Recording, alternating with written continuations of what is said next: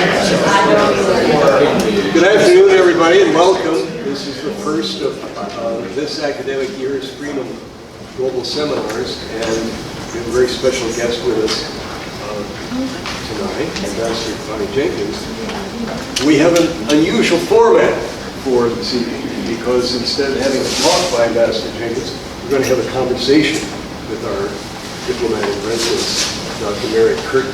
I think that's going to work out well. That's something we can talk about, and I'm really looking forward to it. A lot of you know of Bonnie Jenkins' work. She currently serves as the U.S. Department of State's coordinator for threat reduction programs in the Bureau of International Security.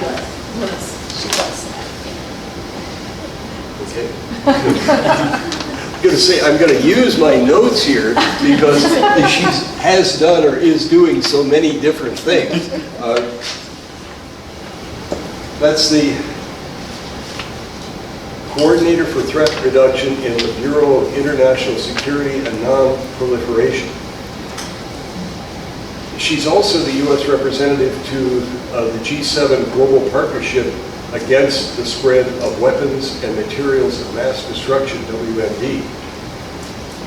She is the Department of State lead on the Nuclear Security Summit, and she coordinates the Department of State's activities related to the efforts to secure all vulnerable nuclear material. She also coordinates the Department of State's cooperative threat reduction programs and helps to ensure a coordinated approach when promoting these programs internationally. I'm sure if I'm using the present tense instead of the past tense for some of these that you'll correct. But this is the material that I had. Ambassador Jenkins is also engaged in a lot of other activities that people ought to know about. She's in the Global Health Security Agency, which is an international effort with over 50 countries to reduce infectious disease threats such as Ebola and Zika. And Ambassador Jenkins has dedicated significant attention to the engagement of Africa in the threat of chemical, biological, radiological, and nuclear weapons, and working closely with the U.S. Defense Threat Reduction Agency, has developed a program called Threat Reduction in Africa to help ensure that U.S. programs and activities are well coordinated to meet the needs of countries where these programs are engaged. So obviously, she's a woman of enormous and broad expertise, as her interlocutor is, Dr. Mary Curtin. So we'll just run the rest of the evening as a conversation between the two of them. Thank you, Bob.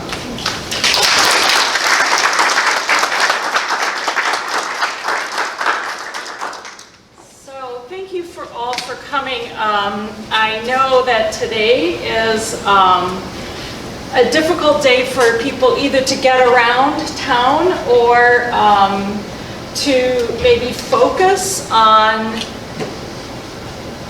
a positive process of thinking about how we address the real threats that are out there, rather than just focusing on some of the really difficult political issues or, going sort of to the lowest common denominator. We are really lucky to have Ambassador Jenkins here with us. She, as Bob described, played a really significant role throughout the Obama administration. It's rare to see people stay for 8 years in senior level positions throughout 2 administrations.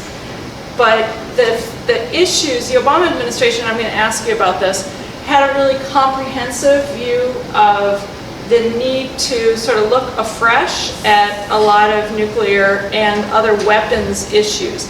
And as a Foreign Service officer, sort of out in the field in Poland and in Brussels, we're really engaged in a lot of sort of new initiatives to take a look at issues that had been around for a long time. But what's really even more interesting is the way that you expanded the concept of addressing global threats to move from, nuclear weapons earlier in your career, broader chemical and biological weapons, then into health threats. Very often what you see is a different person comes in. And I would say even still for us at the University of Minnesota, we do have some really great initiatives like One Health Initiative that integrate a lot, but I would say we still have maybe even students who think, oh, I'm interested in, say, nuclear weapons, or I'm interested in health issues. And then now Ambassador Jenkins is also involved in an organization called Women of Color Advancing Peace and Security, and is really devoting a lot of her time and attention when she's not teaching about how to address global threats, is in advocating and encouraging, especially how to think about mentoring and bringing young women of color into peace and security fields, and to think about that broadly. And so she, she engages in more issues probably in a day than a lot of us, do, tending to specialize in a career. So I'm really happy that you're here, that the airspace wasn't closed when you came in, and the roads weren't shut down, and all those other things.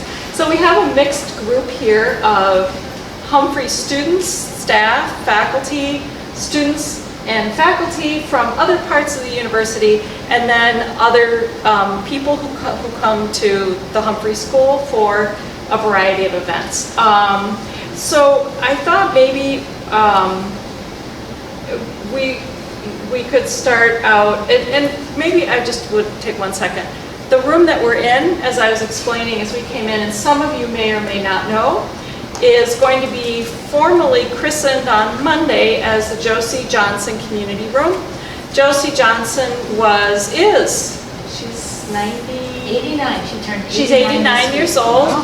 One of the leaders of the civil rights movement in Minnesota, going all the way back, was a close advisor to Hubert Humphrey as he developed his own thinking about civil rights. And she still very active and engaged, and we see her around quite a bit. You see her in activities.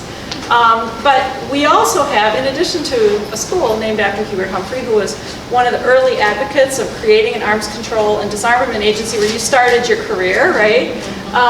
We have a conference room named after Harold Stassen, who was one of the first nuclear negotiators in the Eisenhower administration. So we have a lot of, we live with the spirits of a lot of people who have been involved in these issues. So maybe you could start out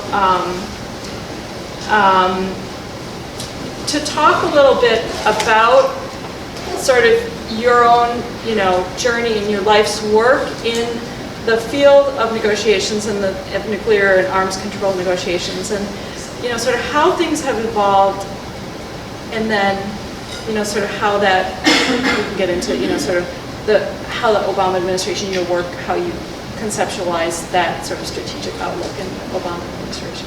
Okay, great, thanks. First of all, thank you for inviting me, and for the introduction, and for all of you for being here on a rainy day, because so much is going on.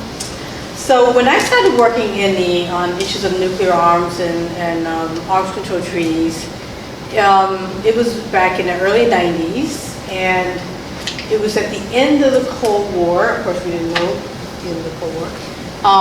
But the focus then, of course, the Cold War. So everything was mainly U.S. and Soviet Union in terms of the focus of nuclear issues. Even though we had multilateral treaties on all types of issues related to nuclear weapons, and the Arctic Treaty, the Open Skies Treaty, it's a bunch of seabed treaty, a number of treaties where countries agreed not to place nuclear weapons or harmful weapons in those environments. There was something called the Limited Test Ban Treaty.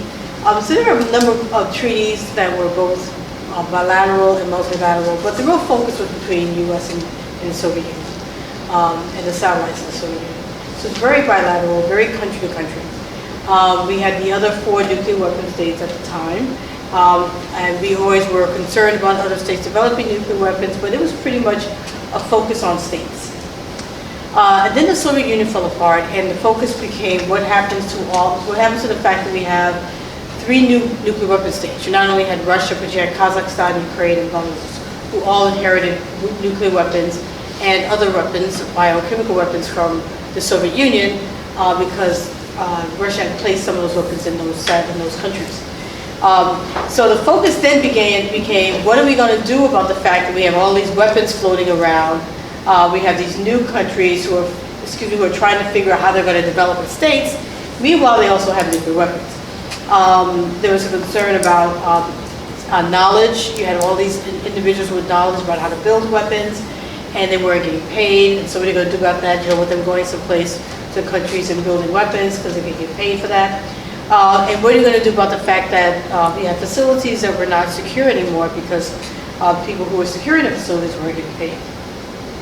So there's something called the Non-Lugar program that was established, and this was a way to infuse money into departments, U.S. departments, mainly Department of Defense, Department of Energy, a teeny bit to Department of State, to find ways to secure the facilities, to find other jobs for these scientists to do how to build weapons, to just do everything possible to ensure that these weapons could not get out and anyone just take the weapons and run around the world with them. And so you started to see a focus slowly go from states to non-states, non-state actors, because the real concern was the individuals. It started to be what about individuals who could take material from facilities that are not secure? What about the individuals who have the knowledge? What about the individuals who could build chemical weapons or bioweapons? And so you started to see a shift from just states to non-states. And then that went on for a while, and the Non-Lugar program kept going until really just the last 4 years or so when it really started to slow down. And then you had 9/11. And then 9/11 was really a point where things really started to switch toward non-state actors. And so as a result of that, a lot of the programs that we had in the U.S. started to change because the threat changed.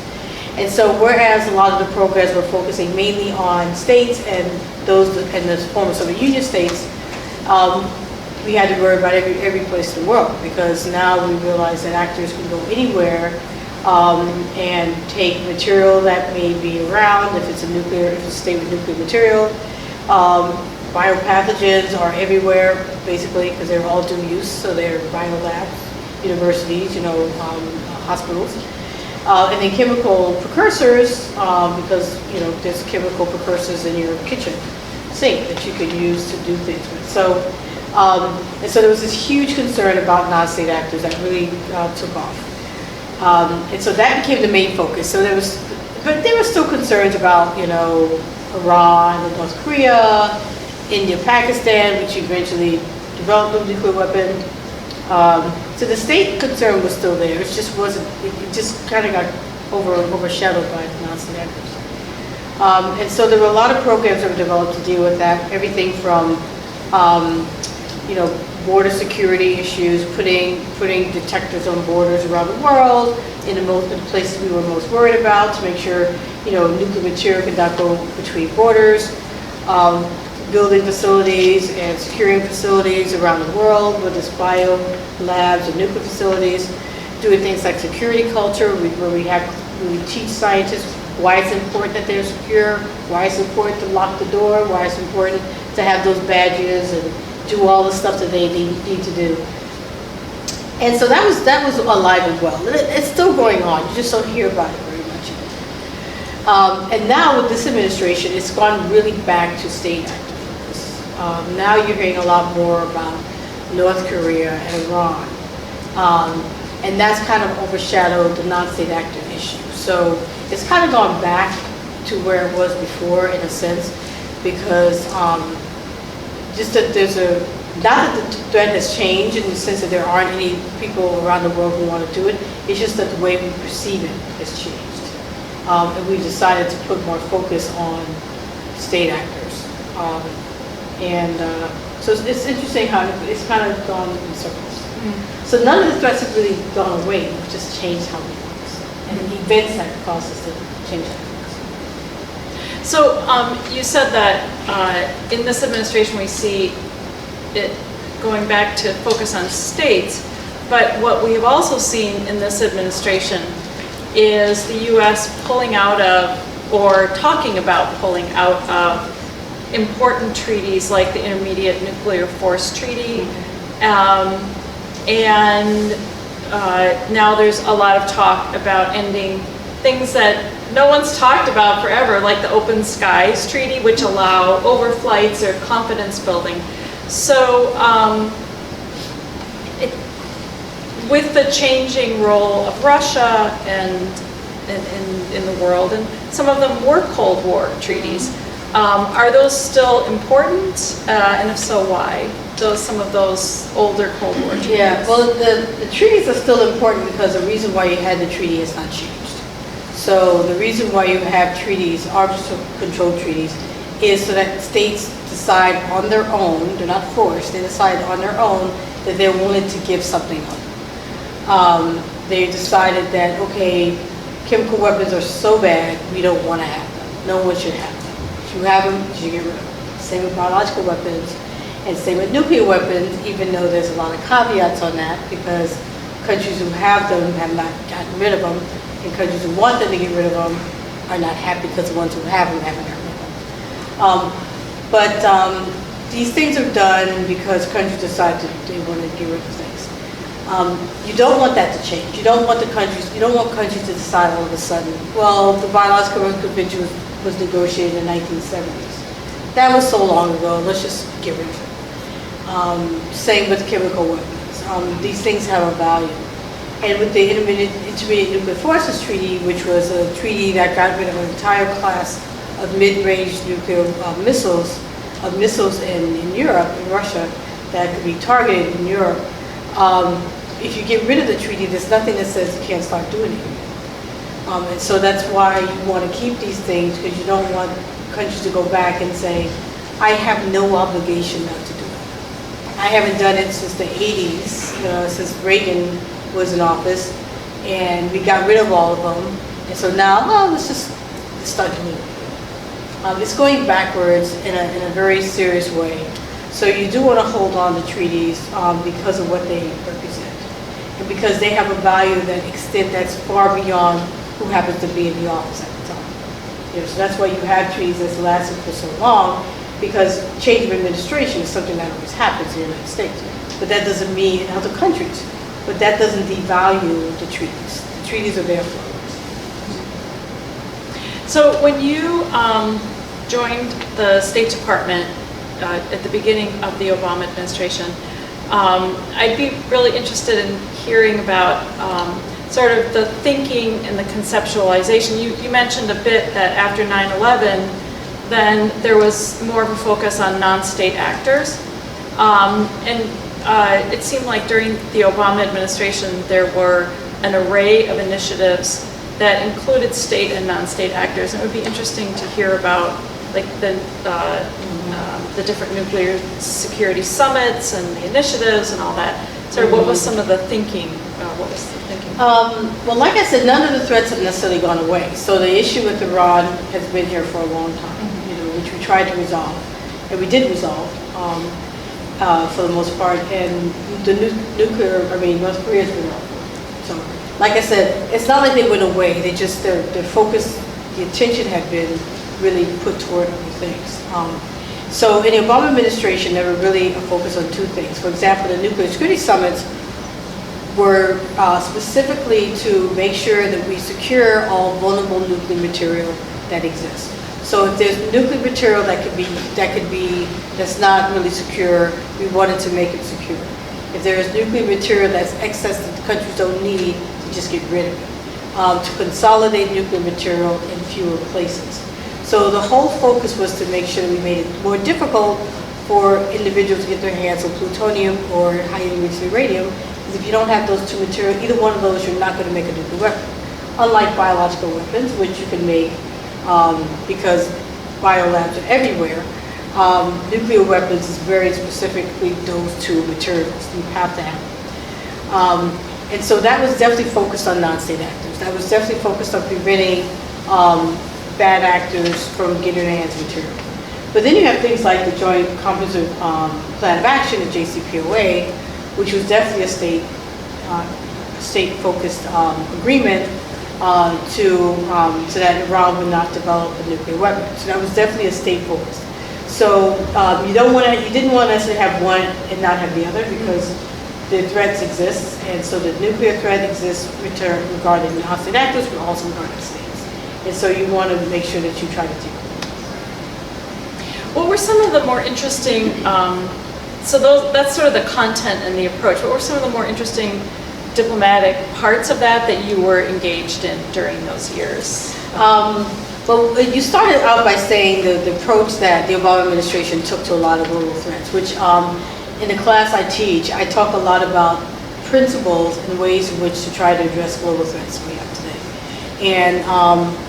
And there's certain ways there's certain things you have to do, certain things that you have to be as a country.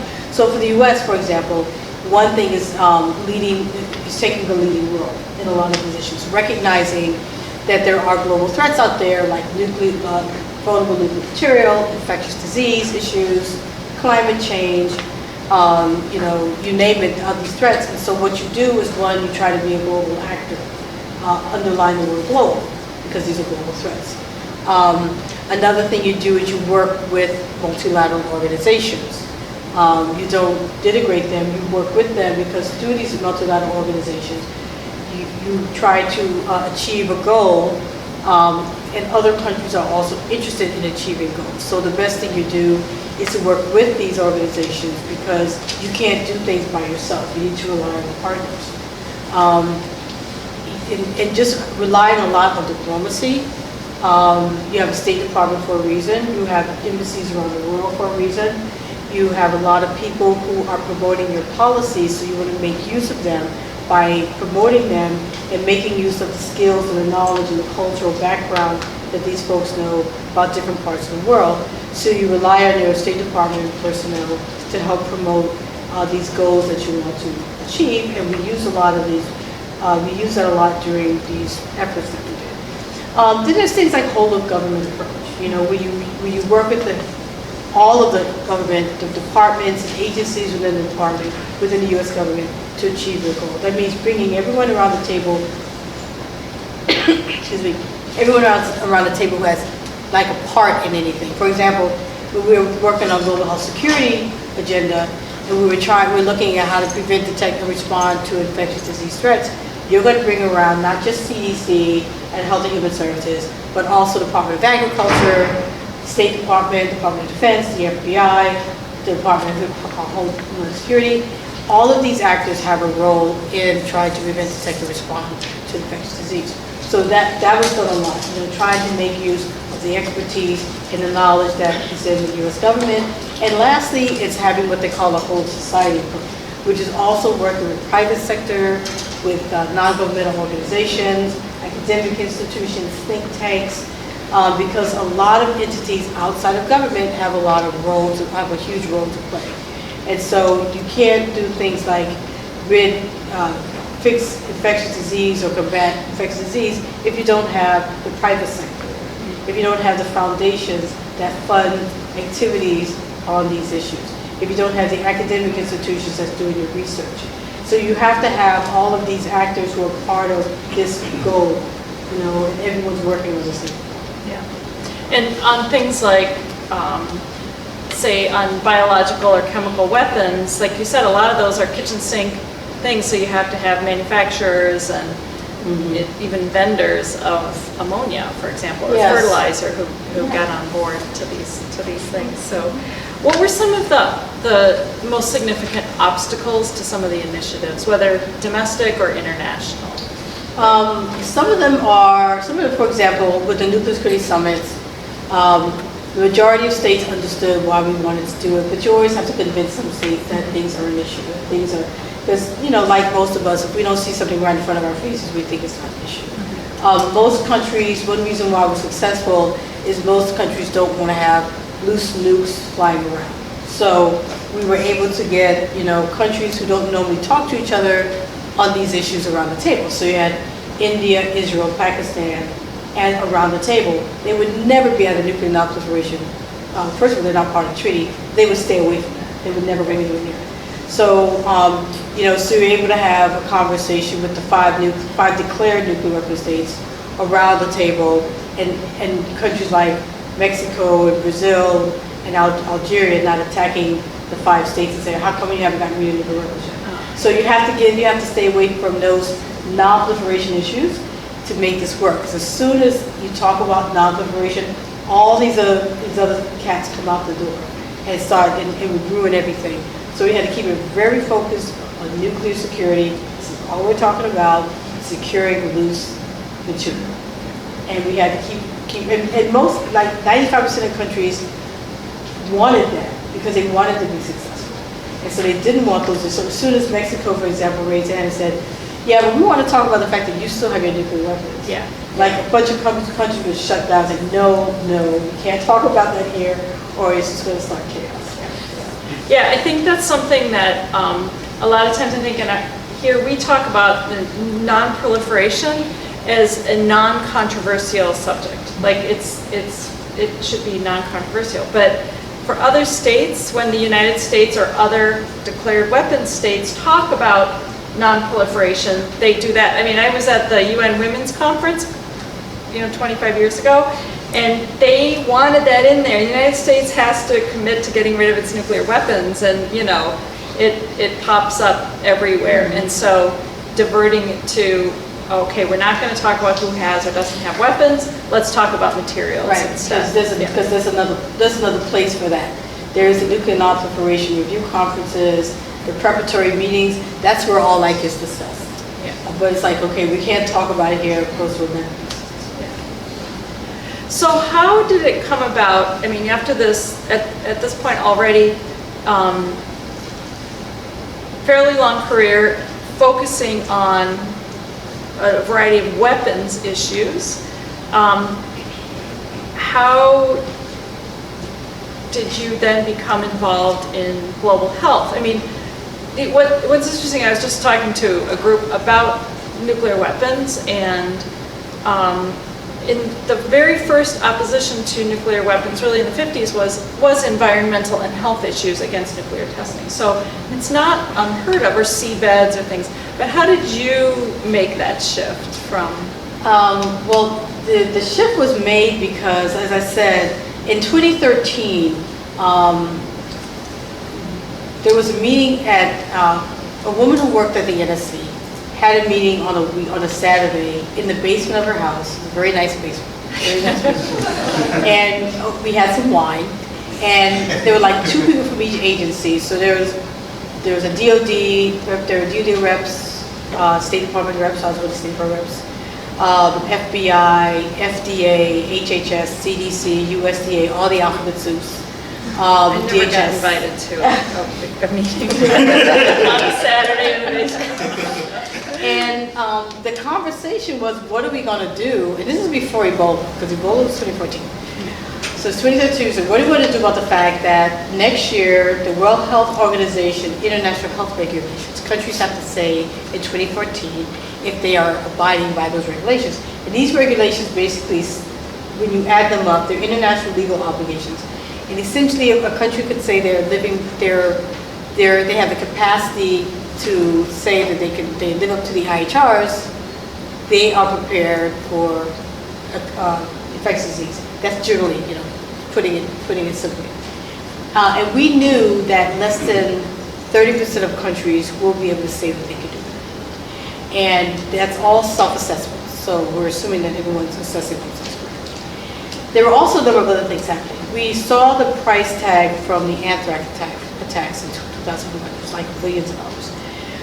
We saw that there was an increase in diseases like H1N1, H1N9, SARS. These things were coming, more rapid, and people traveling around the world.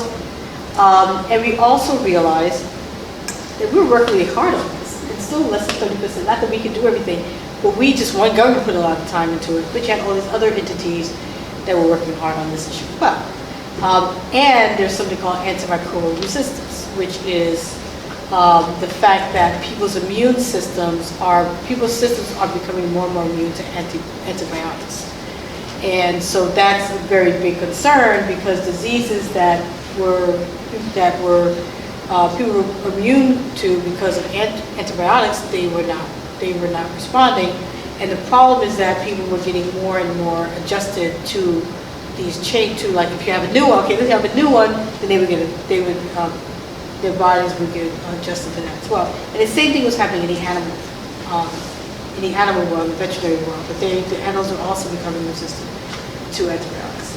And so this is a big phenomenon that's still going on. It has a lot of international concern. So we saw that coming down the pipe. And so we said we had to do something.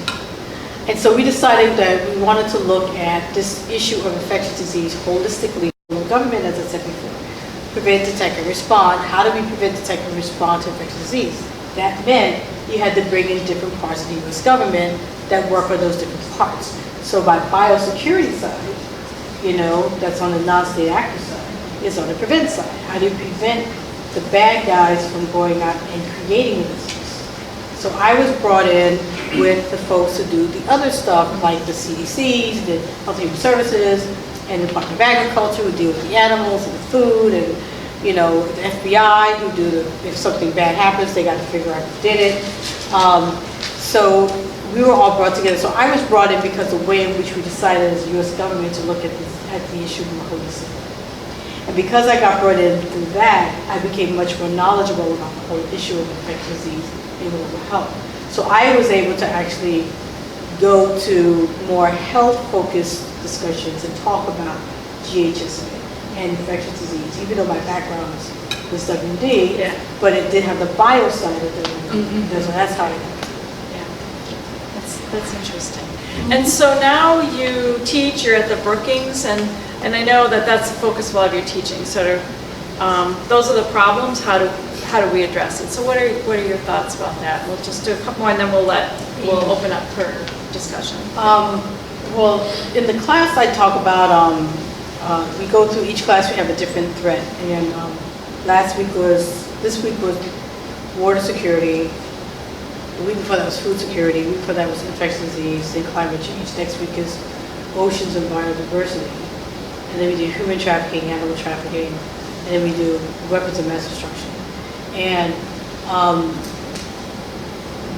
each class I try to get the students to try to understand, what are we doing now as a government to try to address these issues, both domestically and globally, with the understanding that these issues are global and domestic, and there really is the distinctions that people like to make between the two are really going away. So you're talking about these diseases and these issues and these threats. There should be a concern about that. And last week, as I said, we were doing water security, and so we were looking at a film about California and the droughts in California, and they were looking at India, the things that are going on there, and making the connections, and understanding that one big part of this is education, and educating people the fact that these are issues that we should recognize, because of course in the developed world, where we don't see it as often, we don't really recognize these things as threats. But if you're not in the developed world, you're seeing it every day. Doesn't matter whether it's water or food or infectious disease. So part of it is education. Part of it is understanding, as I said earlier, our role in the world of trying to deal with these threats. Part of it is working through things like the Sustainable Development Goals, which are a number of goals that are set up by the UN that deal with all types of issues, from ending poverty to health issues to oceans to biodiversity. Being more engaged in those issues, but like at the recent SDG report meeting they had at the UN, the US didn't show up. So, and we are a contributor to so many of these ills. I mean, we contribute a lot to climate change. We have Coke in India, which has taken all their water so they can make sodas. So they- Coca-Cola. Coca-Cola. Yeah, not Coca.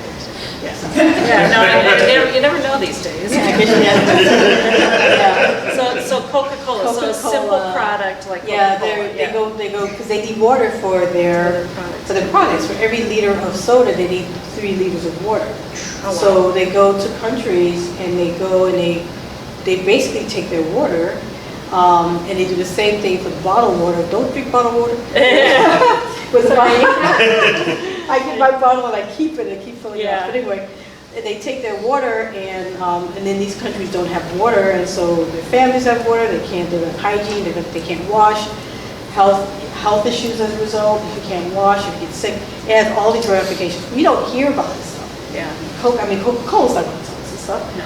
But we are a contributor to a lot of these problems in different parts of the world, and yet we don't want to necessarily take more of a role in trying to resolve it. And so the problem is education, because we keep this stuff separate from people's understanding, so that if you let people know, then people will be upset. And so a lot of it is understanding how the food industry is contributing to climate change. So a lot of it is our food industry. So a lot of it's education, and then doing something about it, and being more proactive about it, and being much more of a global leader, doing the things like we did for the global security agenda. That same kind of concept of, and yes, I did work for the Obama administration, so yes, I'm partial to that, but it's the basic concept of how you deal with things globally, which means you're not an individual actor. You work through multilateral institutions, you work with partners, you work through treaties that are, these just certain things that you do. So I try to teach more concepts than anything else, more principles, concepts, education, regardless of who's running the country. These are things that you should probably want to do if you're going to deal with these threats, because these threats are not just over there. It's comfortable to think that they are, but they're really not. And they're in the U.S., but we're not really aware. Yeah, so, and then my last question, or just something I'd like you to talk about. So, in addition to all these things, you're the president of Women of Color Advancing Peace and Security. And there's a lot of conversation right now about the importance of, broadening the base of people who are engaged on all of these issues. Can you talk a little bit about your work on that, and about why it's important to think through those, how women of color in particular are engaged in peace and security issues? Okay, well, I guess there's a couple of things to think about. One is that overall our policies, our foreign policies, are really being dictated and run by the dominant culture. And so we need to have, particularly as we see these kind of threats we're talking about, which are really affecting the world, and we have foreign policies that can make things worse around the world, we need to rethink how we actually do our foreign policy. We need to rethink who's around the table, the different voices that are not there, different ways of looking at it, and maybe saying, maybe we should not be letting certain things happen that's going to make things worse for some people in some country, which are only going to make it worse for us, in the long run. So just having different voices so we can have just new ways of trying to address the type of threats we're going to be facing. Because we need to have more innovation, and we're losing, by not having more voices, we're losing potential ways that we can be addressing issues. Because there could be somebody with a really great idea about how to deal with water security, and that person may not even be at the table, and we miss it. And so we don't know what we're missing when we don't have different voices, not just women of color, but people in general. And so the reason why I focused on women of color is because, these issues of these global threats, women are almost always the most, deal with these things the most, and women of color deal with them the most. So, I wanted to really strengthen and empower women to be at the table and to not self-select themselves out of things, to help them understand why they should be there, and why it helps everybody if there is more diversity. And so it just, there's a number of things I do with it, from mentorship programs to working groups to training, to media training, so things that are practical, but also things that are scientific. So like our working groups are more substantive. We have something called Rethinking National Security, which is redefining national security, which is looking at how we define it, whether it actually captures the threats that we are facing in 2019 and in the future, which I don't think they do. If you look at the National Security Strategy of 2018, you do not see the word climate change mentioned at all. You don't see food or water security mentioned very much. It's very much like Cold War politics. Let's fight the Russians, let's fight the Chinese. Great power kind of structures. But that's not where we are anymore. And those are not really the threats that are going to come.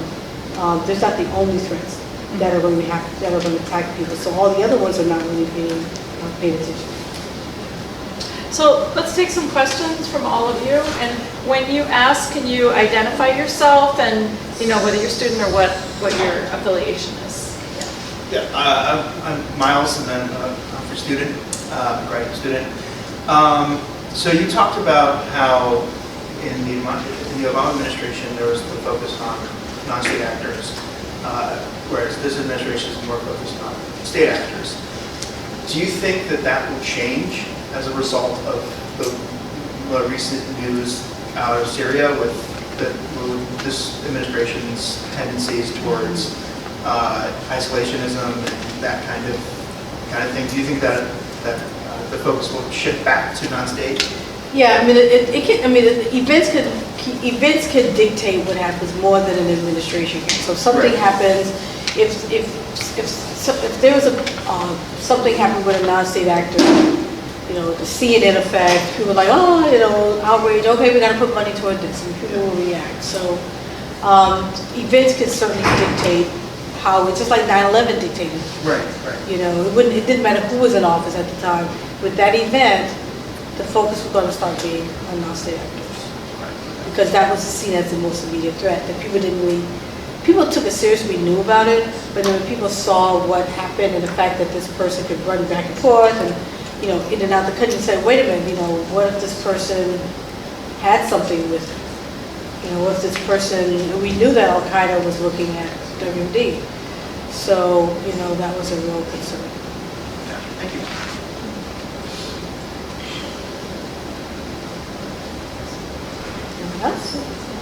I have a question. Thank you so much for being here.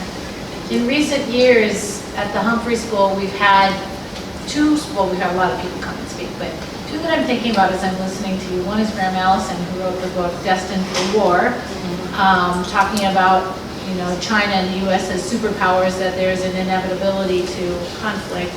And another was Anne Marie Slaughter, who wrote The Chessboard and the Web, and was a commencement speaker who essentially rejected Allison's premise flat out. So really our national boundaries. So this is another way of talking about state actors, I realize, but her argument was those boundaries are meaningless when you talk about water or food security, and better to be thinking about how we build a network. She used the metaphor of looking at the earth at night and where the lights are, and where you don't see country boundaries, you see other patterns. I wonder what your reaction is to that as you think both about things like nuclear non-proliferation, but also think about things like food security or AMR, which I think are really terrifying in our future. Yeah. Well, I think, Graham Allison has he likes to scare people. And sometimes that's how you get people to do stuff. You scare them and they react. And so if you have something that you want to sell, you scare people about what can happen. And sometimes that's a good thing, and sometimes it's not a good thing. I think Anne Marie Slaughter's argument is really just saying that's in a way it's going backwards in a way, in the sense that we need to think about these other things that we have to deal with. But on the other hand, you don't want to ignore the fact that you have China. You don't want to ignore the fact that there are real concerns with China. But you don't have to necessarily put it in this Cold War rhetoric, because sometimes it's a scare tactic. and it also may breed some of the things you want, that you don't want to happen. So I think you have to think about it in a different way. I mean, how you deal with China, not necessarily, adversarial, always constantly adversarial way. You have to understand what you're dealing with, but I think that natural Cold War way of looking at it it's old. I also don't think it's not interesting to younger people. I mean, you guys can tell me. But I went to, there's always talk in DC about getting young people involved in these nuclear issues. And they are. I see young people who care about this stuff. But I went to a meeting and it was the most boring discussion about nuclear weapons ever. And it was all Cold War. And I looked around, there was no young people in the room. And it was the same people who I've known for years talking to each other. And I said, I'm bored by this. I mean, how do you talk about these things so it's more interesting to the younger generation who are interested in some of these issues, but you got to find a way to talk about it, and the people who are talking about it are the same people who have been talking about it for years, and so they don't know how else to talk about it. And so it's really weird because they want younger people to be involved, but they're turning them off because they're just, they're not willing to open the door to have other people kind of explain it how they understand it.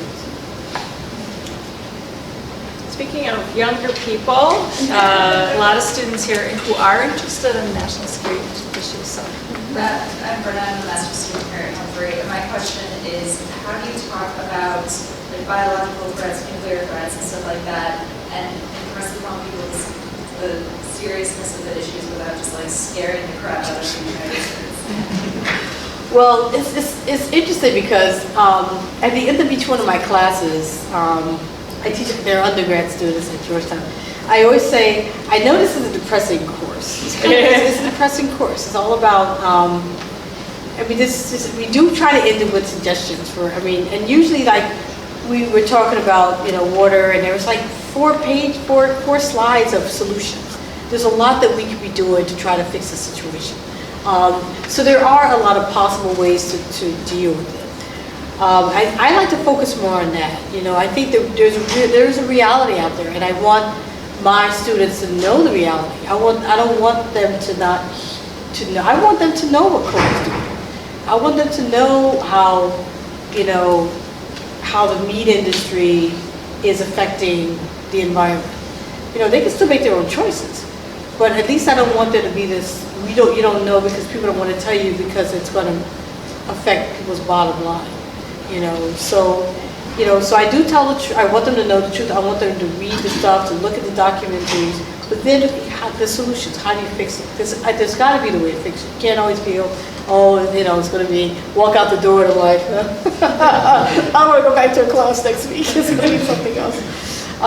Some of these issues are so complex. The nuclear one is you have some countries with it, you have some countries who don't have it. How do you fix it? You get rid of them. It's hard to do that, but that's the straight answer.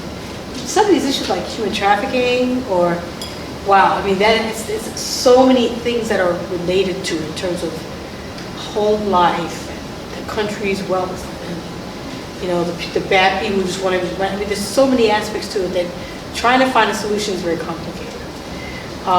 Water security issues, water scarcity issues.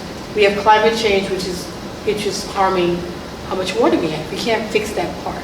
We could tell Coca-Cola, maybe we could be more inventive in how you get your water or what you do, because doing that is harming everyone's environment. So each one has their own kind of solutions, but I always walk out the door. I want them to walk out the door thinking, and also what can I do? There's a page on this SDG page, which has a list of things people can do every day to try to contribute to mitigating all these things. Because these are issues that, we all have to work on. We can't expect the government to fix these problems. The government can make regulations to tell people don't pollute, which unfortunately we got rid of a lot of those regulations, hopefully we'll get them back. But a lot of the regulations are not because we want to punish people who want to make money, it's because people want to make money more than they care about the environment. So you have to say, we want you to make money, but you can't pollute the water. You can't do that. That's just not how you do it. So there's solutions. I have a follow-on that is a little related to that. So, because Brenna asked, how do you engage people without scaring them? But how should a lot of the people who are here today are students who are interested in different aspects of things that are about, security or development or things like that. How do they prepare themselves to be the people who don't just sit there going, oh, this is awful, but to actually think through, there's probably a different way that you prepared yourself by learning about nuclear weapons, but how do students, what do students need to do to prepare themselves? To be engaged, and to understand what's out there and think about how you can play a role in that, either individually or with other people. Because the information's out there. For me, people always used to ask me, you deal with WMD, you deal with terrorism, you deal with infectious disease, how do you sleep at night? Mm-hmm. I sleep quite well. You know what? Because every single day I'm doing something to try to deal with it. My day is dedicated toward trying to prevent something or try to make something better. So I sleep because I can see what I'm doing.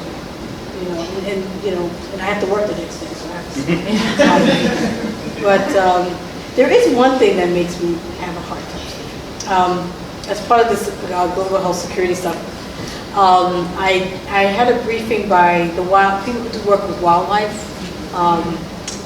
which because they're wild, you can't really control them. And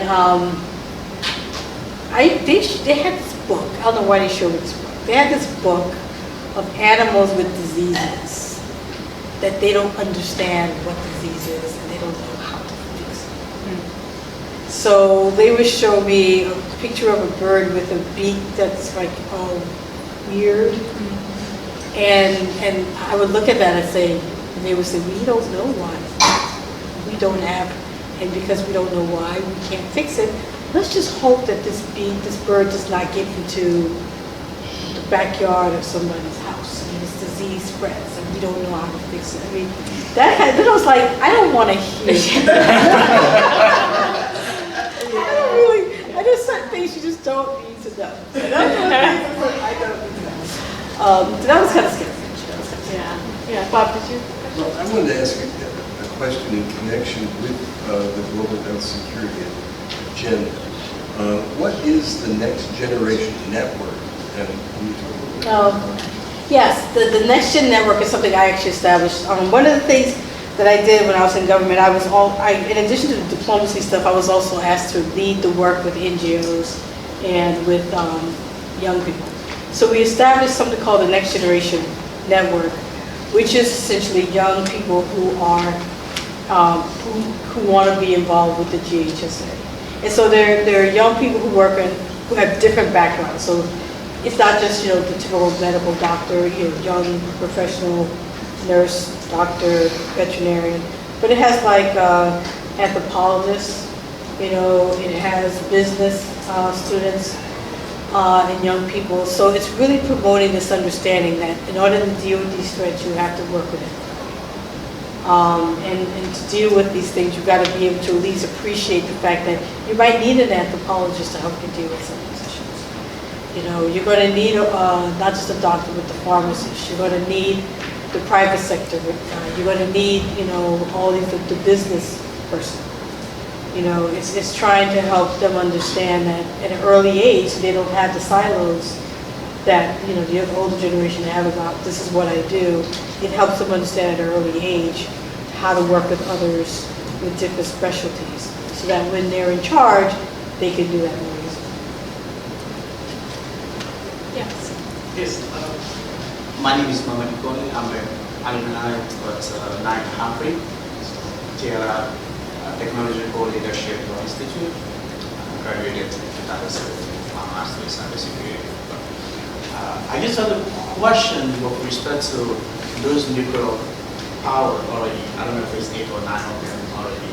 So is there any talks out there any strategy in order to prevent those countries from transferring the know-how to those countries that want to have nuclear power. And the reason why I asked in 2012, I did my internship at United Nations, and part of it was to make like for diplomats and from different countries to talk about their international, their policies, whatever they're trying to push at the UN. And I remember when my classmate and I, we met with the Iranian ambassador, and we were talking about nuclear weapons. He gave this analogy that, well, if you are the father in a family, you are smoking, telling people, oh, smoking is not good, but you're smoking, but you're telling other people, oh, no, don't smoke cigarette. And so there's this sentiment there, okay, you tell us not to have it, but you have, but I guess my question is like, is the US doing anything about like Pakistan or India now, like for them not to transfer their know-how to other countries? Yeah, two answers. One, I mean, that's one of the fundamental problems that I talked about earlier about the NPT is the fact you have the haves and the have-nots.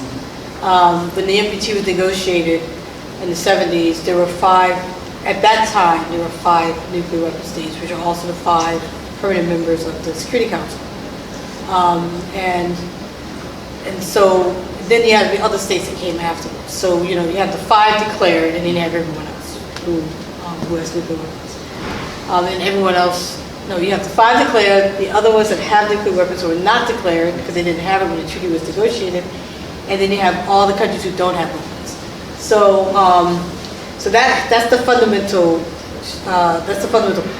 issue with the NPT. So every time the countries meet, there's always this big discussion, a big argument with the countries who don't have it.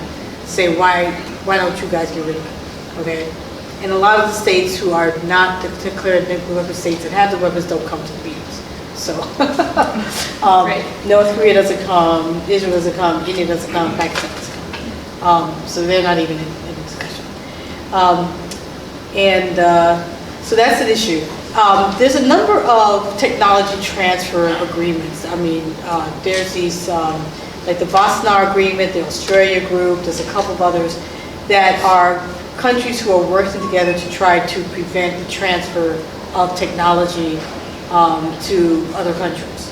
And that's one way in which technology and in the bio, they have their own kind of thing, to try to prevent that from happening. There's no treaty, because those are not legally binding, but they are initiatives to try to prevent that. And there's also bilateral issues that, that the United States and I'm sure other states take to talk to countries, like Pakistan famously, the sort of father of their nuclear program, A.Q. Khan, was notorious for supporting nuclear weapons programs in a variety of other places. And the United States put a lot of pressure, on Pakistan until they finally arrested him when they were shocked to learn he was doing that. But and he's living well in Pakistan. Yeah.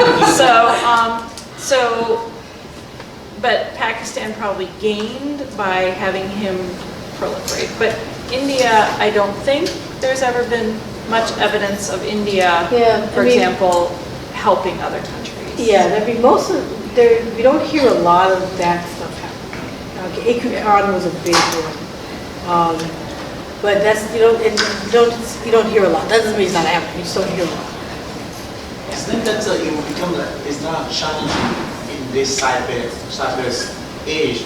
Now, now actors or other states can steal information involuntarily, because well, that's a big issue. That's AI and nuclear, that's a whole issue. There's a whole discussion about cyber and nuclear and AI. And how do you keep that information safe?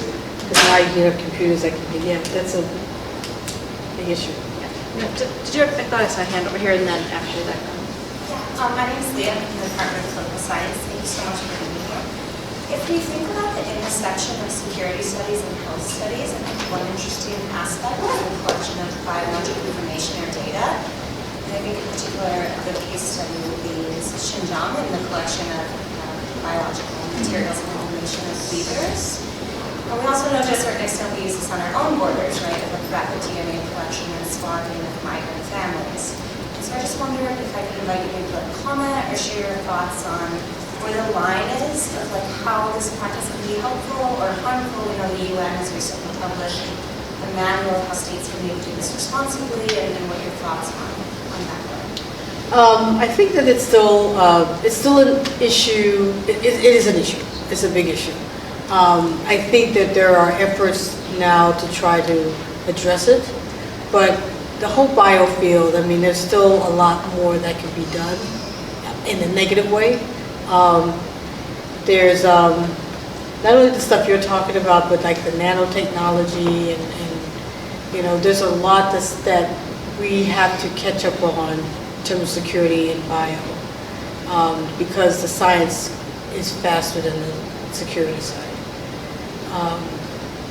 So yeah, I mean, we're trying to get a handle on it. It's just not very easy.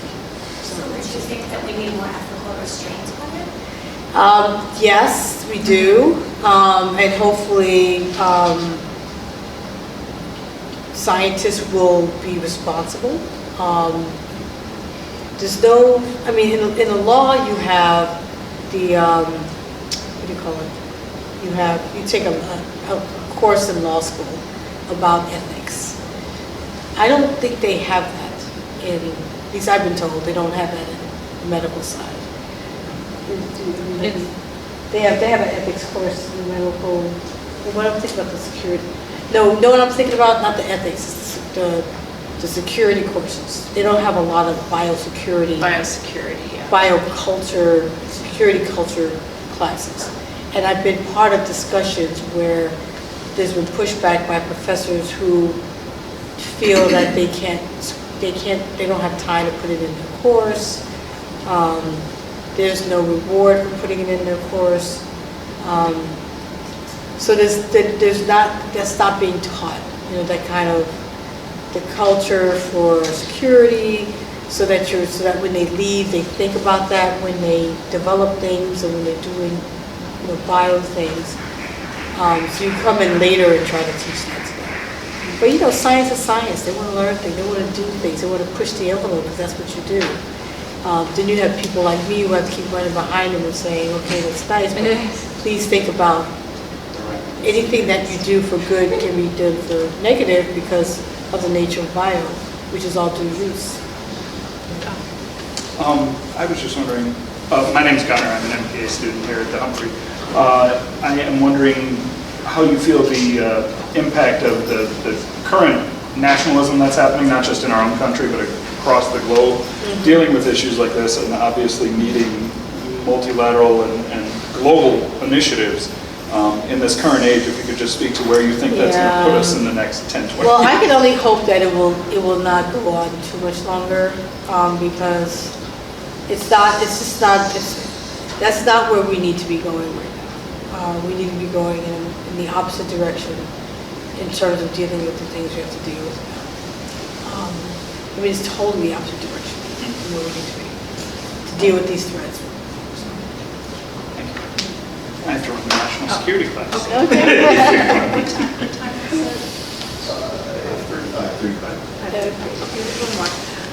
So one thing, and I know some of the other students have a national security class, and they study a lot about processes. So you talked about whole of government. As these processes appear to be breaking down, you know, why is it important to have these processes, and what will a new administration eventually need to do to rebuild some of those? It's going to take a bit. I mean, if you think about, let's think about the North Korea situation, for example. The opening of talk was really great. And those people who are arms control people like myself, you know, we were happy to see that there were talks between the U.S. and North Korea. The problem was that the processes for trying to achieve what we wanted to achieve were not done. So there's a way in which you do these discussions. There's a way in which you approach countries to have these huge, I mean, we talk about nuclear weapons, getting rid of nuclear weapons, that's huge. countries are just not going to just give up their nuclear weapons because it takes a lot of time to do it, a lot of manpower, a lot of not feeding people so that you can put the money, they didn't feed people so they can put money to the nuclear weapons. So to think that North Korea was just going to come in and give them up was very wishful thinking. But if in fact there was a possibility of it, we should at least follow the process to see if it can happen. So what you need is a step-by-step process. No one's going to go in a meeting and say, we're getting weapons. You have to, it's a step-by-step process in terms of what does that mean? How are you going to do it? What are you going to give them first? Where are you going to start? Are you going to start producing the material first? I mean, what about, I mean, there's a lot to the process to do that, to get rid of weapons. And so we did not have a process of a lot of meetings beforehand, a lot of meetings between the U.S. and North Korean underlings, State Department meeting. The State Department was not engaged very much, which was really bad. In the recent, meetings with Trump in North Korea, or when you were? No, just in the recent, Trump, yeah. Since there were negotiations Right, starting. yeah. And so normally when the heads of state come, that's when everything's done. It's already done. When you're doing, you do a treaty, you develop it, and then the heads of state come and sign the treaty and they go back home. They're not the ones who get to the nitty gritty, that's not what they do. They don't do that. You have everyone else do that and then they come in and sign it and go back home. So to think that these two big heads of state were going to come down and say, we're going to agree, was never going to happen. We knew that, but the process wasn't followed. There's a long process to make this happen, and having lived through it in the 90s, it's not easy to get countries to give up their nuclear weapons. So it just was not, I think they're trying now. I just heard that North Korea's rejecting some. But they started to realize they needed to do that, but they weren't really committed. And it doesn't help that we have a Secretary of State in both cases who were not committed to being Secretaries of State, which means protecting, as a Secretary of your department, you protect your department. You work with the President, but you protect your department, and you make sure that they are doing what they're supposed to do. So if we're having the negotiations about nuclear weapons, you better have Department of Energy. They know the stuff about nuclear weapons. Yeah. You have to have State Department to do the negotiation. You have to have the military, if there's going to be any military, a lot is military related. You have a delegation. You have a delegation of individuals with different departments. You have the intel community. You have the International Atomic Energy there. We didn't do any of that. There was none of that. There was no interagency discussions, no interagency meetings, no papers, no talking points, none of that stuff was done. They just met. It's not going to happen that way. And so it was always kind of a pipe dream. It's a wasted opportunity for what could have happened. Now we don't know if they ever would have gotten rid of weapons. There was not even an understanding of what the definition of disarmament meant. Right. So there was no understanding of what does it mean to disarm, because there was never a meeting on the lines. If you can't meet on that, you can't meet. So, as a process person, it just was not. None of the steps were taken, and it was really more. It turned out to be more of a photo op than no real substance. Other quick, I'm Jacob, student here at and so my question is, these negotiations do take a lot of time, they take a lot of work, and with some of the problems you've been talking about, water security, food security, for example, global warming, these are immediate need actions, so how do you balance taking action with making informed, effective decisions that are good in the long run? Yeah, countries can do whatever they want. So if countries want to sit down and say, okay, we're going to do this treaty, and we're going to sit here until we have an agreement, they can do it. States they're their own sovereign. There's no one up here.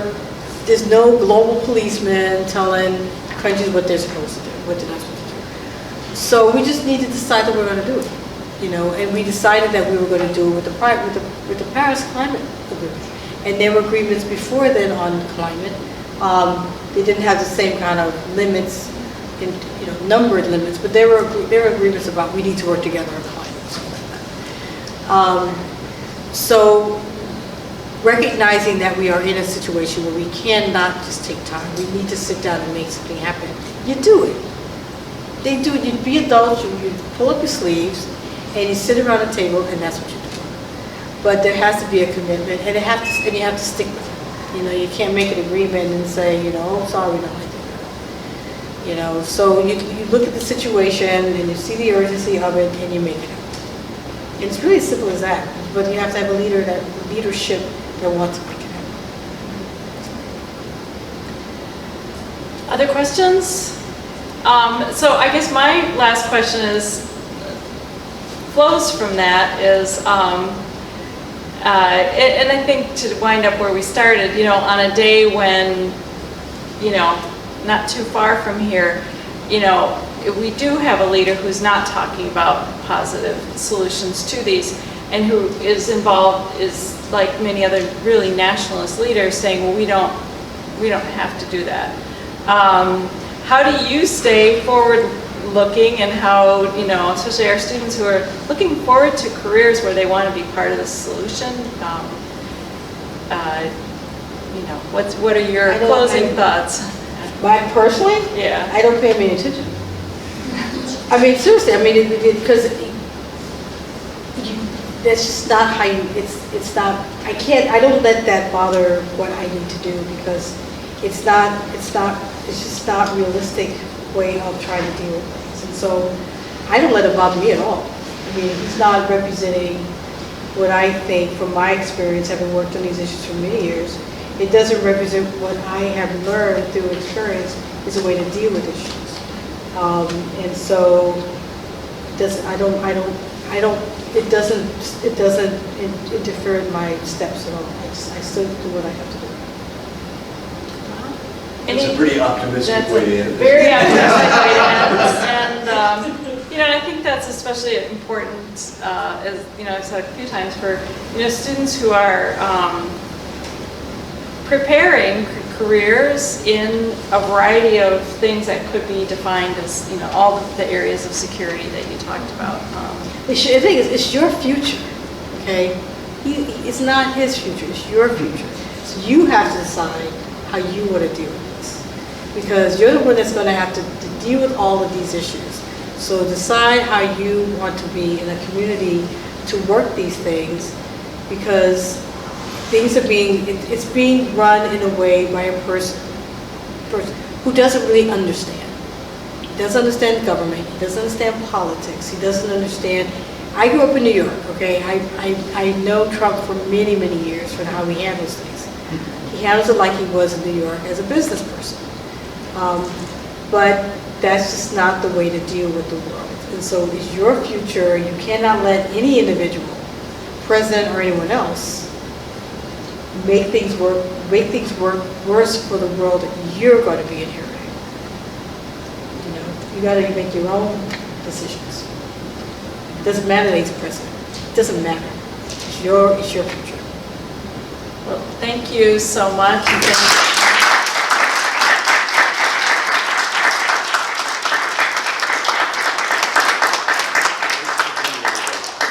It's terrific. Thank you very much.